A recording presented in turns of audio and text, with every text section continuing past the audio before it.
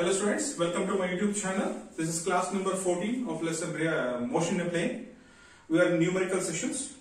So in the last session I given problems based on the projectile and I given homework problems also. Hope you are all done with those problems.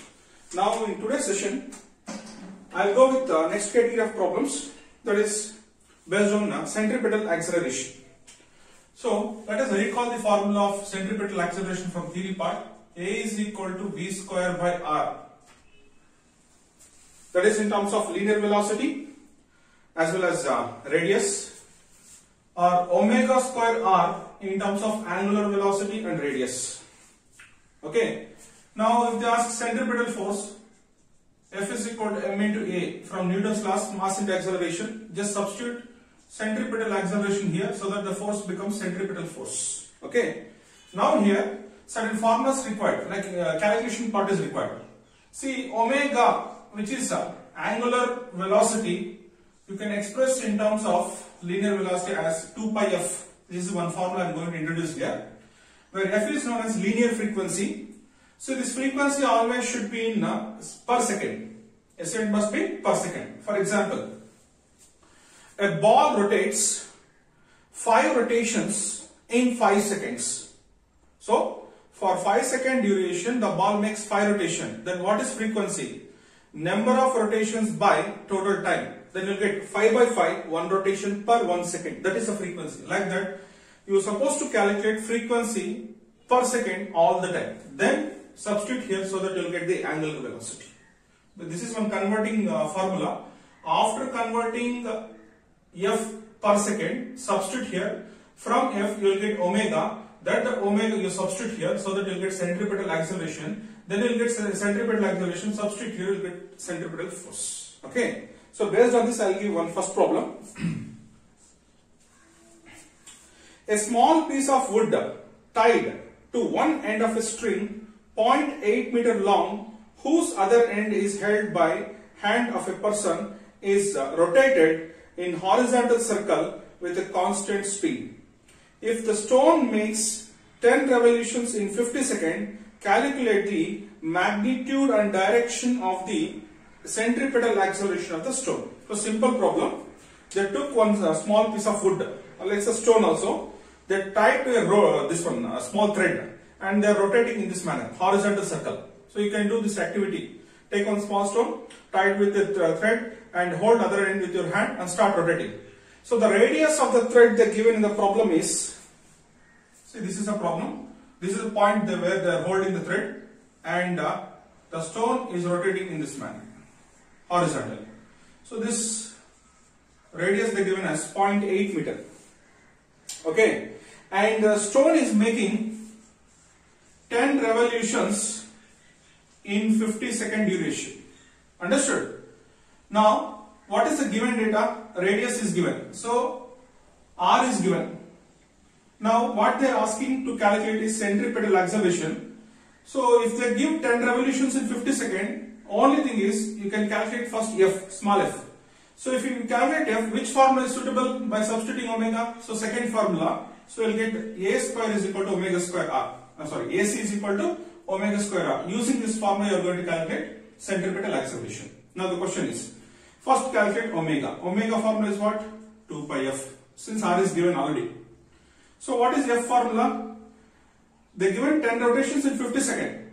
So 10 rotations in 50 seconds means, cancel it, you will get 1 by 5 rotations per second it is making. See, RPS stands for rotations per second. Nothing but 1 by 5 is 0.2. Nothing but 0.2 rotation it makes for every 1 second. Understood? It's not complete rotation, you can say. Let's say this completely is one rotation divided into 5 parts. Think somewhere this much is got one part among the 5 parts. Then this part will be 0.2. Nothing but from here to here it takes 1 second. So you got f. Now substitute here. Omega is equal to 2 into what is pi value? 3.14 into what is f you got? 0.2.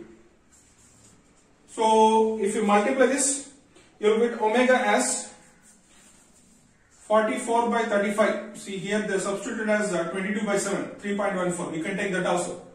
If you multiply here with 22 by 7, you will get the same thing. Understood? So they got this point as 1 by 5. 2 24 is 44, 7 5 is 35. Got no same. Now we substitute here into this.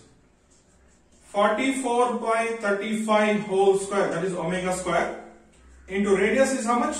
0.8. So if you solve this, you will get an answer 1.26. Okay. Since it's an acceleration, SI unit of acceleration is meter per second square. So this is exact value of the problem, centripetal acceleration. So this acceleration will be experienced by the stone towards the center, because what is centripetal acceleration? I told in theory, the acceleration which acts towards the center. Okay, so this much acceleration will act towards the center along the thread. Understood? Now thread will become stiff. The stiff is nothing but what kind of force the thread is having? Tension force. That particular tension force acts like a centripetal force in this case. So this is a magnitude, and what is the direction? Nothing but the direction of the centripetal force is always acting towards the center. So this is what first problem. Hope you are understood with this. So calculation you can do in your convenient way, no issues with that. Next, a fighter jet makes loop of 1000 meter with a speed of 250 meter per second. So fighter jet is making rotations in air. The radius of the loop is given as 1000 meter, means 1 kilometer radius it is making, with the velocity 250 meter per second. Understood? Now what they are asking, what is the centripetal acceleration? Compare this acceleration with acceleration due to gravity, like that they are asking. Now they given linear velocity and radius. So linear velocity is here and radius is here, so that you can use this formula, AC is equal to V square by R. Understood? Now we substitute here. What is V square? 250 whole square. No need to convert anything because they are already given in SI system of units, divided by 1000. So this will be 625 followed by 2 zeros. 250 whole square is 62,500 divided by 1000. So if you cancel one more thing, the centripetal acceleration will get as 62.5 meter per second square, which is SI unit for acceleration. Now in the problem they asked to compare this acceleration with the acceleration due to gravity. So what is acceleration due to gravity is 9.8 meter per second square. Now compare nothing but take the ratio. Ratio between acceleration due to centripetal force to acceleration due to gravity. So you'll get 62.5 divided by 9.8. This answer is very close to 6.4. Now here it doesn't carry any units since they are taking the ratio between two quantities. Now based on this only, it's called G factor. Based on this only, a test pilot will go under a training in order to experience the centripetal acceleration. Think, if the person is making number of rotations, he may goes to unconsciousness. So in order to overcome that, fighter pilot will go on a series of tests in order to experience the G. So that will get more information through internet. Okay. Now let us go with the third problem. So third problem is, what is the acceleration of a sprinter running at 10 meter per second when he is rounding a bend with a turn radius of 25 meter. So sprinter is nothing but athlete.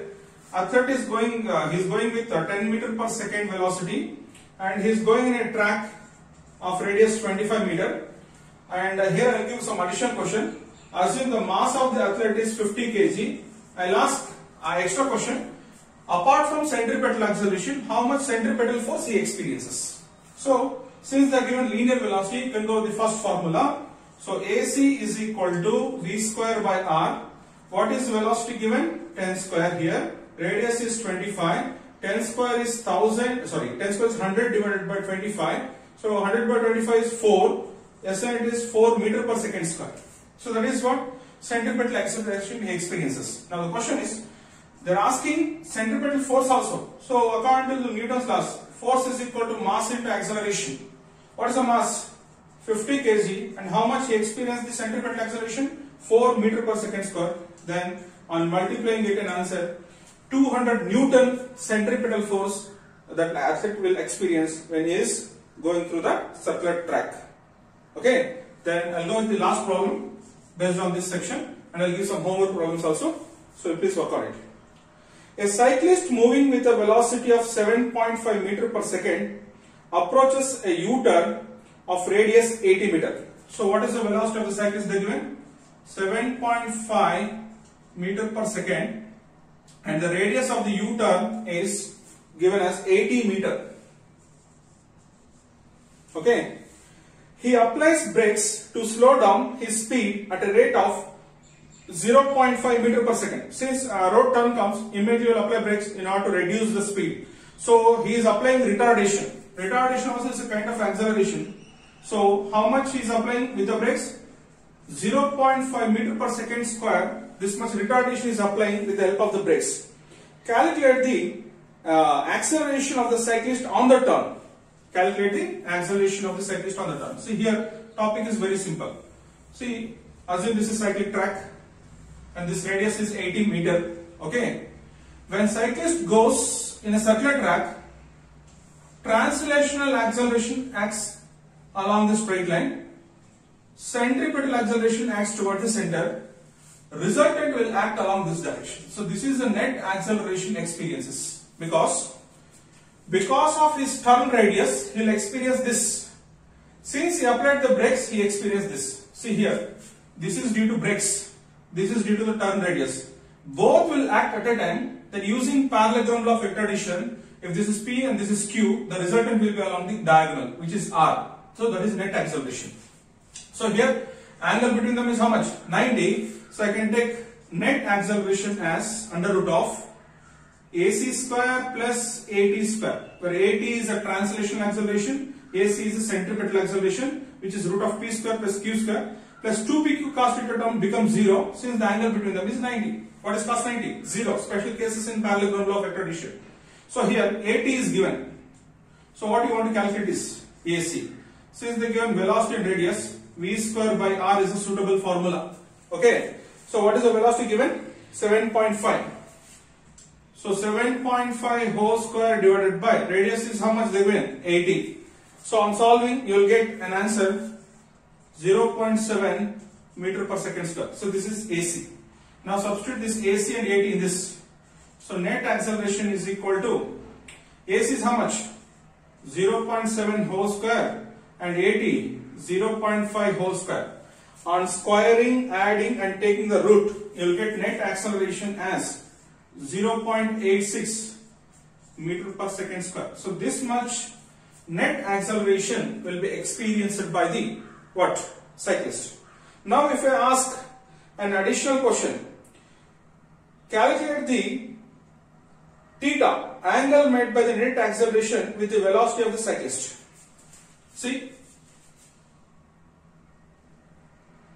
along this straight direction the velocity will act, provided retardation will act backward, because of net acceleration will act backward. The net direction, see here actually retardation will act backward, velocity will be in this direction. The backward translation acceleration I took for this axis for the convenience purpose. Now see, this is AC. If you take the square, if this is AC, this also will be AC. Yes or no? Now you can find some angle here, theta. Theta is angle between net acceleration with the velocity. They are asking how much angle the cyclist can make with respect to velocity of the cyclist. So here this theta is supposed to calculate. So velocity is this direction and acceleration net is this direction. This is theta. Along this direction AT is acting. Along this direction AC is acting. Because this parallel I took here and this parallel I took here. Okay. Now theta is here. So you know opposite and you know adjacent. Because opposite is AC, adjacent is AT. Then use the formula tan theta. Tan theta is equal to opposite by adjacent. What is opposite? You have 0.7. Adjacent is 0.5. So on solving, you will get 0.7 by 0.5. You will get 1.4. Theta is equal to tan inverse of 1.4. You'll get from the class table. The angle is 54 degrees 27 minutes. So this much angle the net acceleration makes with respect to the velocity. Hope you understood this concept. If any doubts you ask me, I'll explain twice. So these are the problems based on centripetal acceleration. I'll give some homework problems. Please work on it. In the next session, I'll go with the relative velocity concept problems. So if any doubts is there, please update me. Thank you for the session.